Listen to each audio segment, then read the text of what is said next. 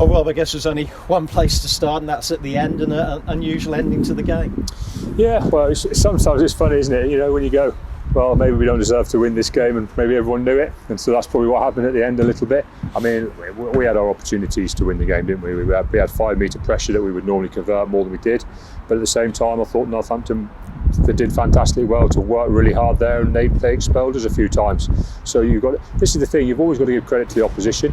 You know, I think sometimes we can be very picky on ourselves, which is the right way to be, because we want to improve and we want to develop, and we will be frustrated with not taking some of those opportunities. But on the flip side, you know, I'm sure when we watch the game, we'll also see some fantastic defensive effort from Northampton. And the result is, if you're a bit off and they're good, you lose a game of rugby. And you know, we've lost it in the best way, by 1 point. I always say that you're going to lose a game. We've always driven this at the club. If you're going to lose, you lose by 1 point, and you make sure you get something out of the game. So that element of it, we've driven. We gave ourselves a chance to win the game. We fought exceptionally hard, particularly through that second half. So there's a lot of good qualities there in us, and we mustn't forget those things. They're qualities and they're good. So we've got to make sure we still kind of celebrate those and enjoy them. But again, we've got to make sure we work hard at the bits that we can improve. Did you think Joe Simmons moved? Have you had a chance to look back at it? From what I've been told, I think he did. So we've got no criticism of how the game ended. As I've said, you know, sometimes you can just feel a game unfolding, and you can't almost know what's going to happen. So obviously, like I say, I haven't got any complaints about anything like that. We don't sit here and complain about refereeing decisions. We complain about what we've not got right or got wrong ourselves, because that's how you get better and that's how you improve. And that's where we are now. I'm just kind of looking forward to watching the video, and I know there's some certain things that we can improve on next week. We've got a few things that need to get better, but at the same time, we've got players who are getting more game time than they've had in quite a while, and that will eventually start to pay off. You'll start to see improved performances from people as well. And so I'm not overly concerned. I think the important thing at this time of year, in varying conditions and players coming and going and various injuries, you just got to keep fighting, and you collect every point you can. We've collected 14 points over 4 games. If you collect that every 4 games, you have a pretty good season.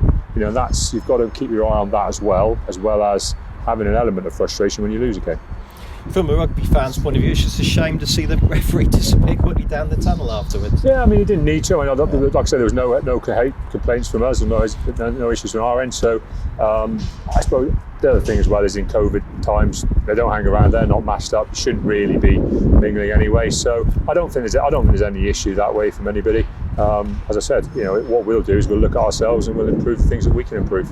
2 tough Friday night games now, first Sale Sharks and then Bath. Yeah, well, I mean, we tend to enjoy Friday night games. You know, the trip to Sale is always one of the toughest of the year. The best thing about going to Sale is you've got no option but to front up, because if you don't turn down and front up, you get bullied, you know, and everyone knows that. So that's our one choice. Our one choice is to decide to shake ourselves down now.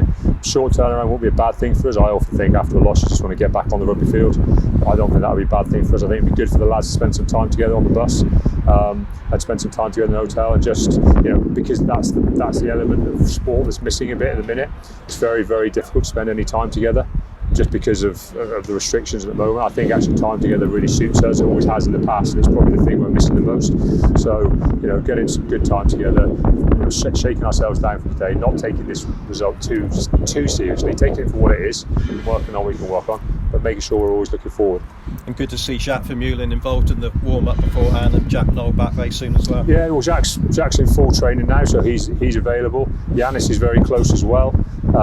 Obviously, Nosey's very close to a fair bit of training this week. We very nearly named him as a traveller to warm up and get ready today, so he's close. So, you know, all those things are great. And obviously, we've given a rest week to some international players. We know they're going to come through stronger. You know, not everything, you know, is always bad after a loss. You know, sometimes, as I said, sometimes you need the losses to make the wins important, make the wins feel really worth having. And this group of players, the one thing I say to this group of players, they are scrapping, they are fighting, and as long as they do that, I never have any complaints. And we've done that for the last 4 weeks, and we've got to make sure we do that again next week.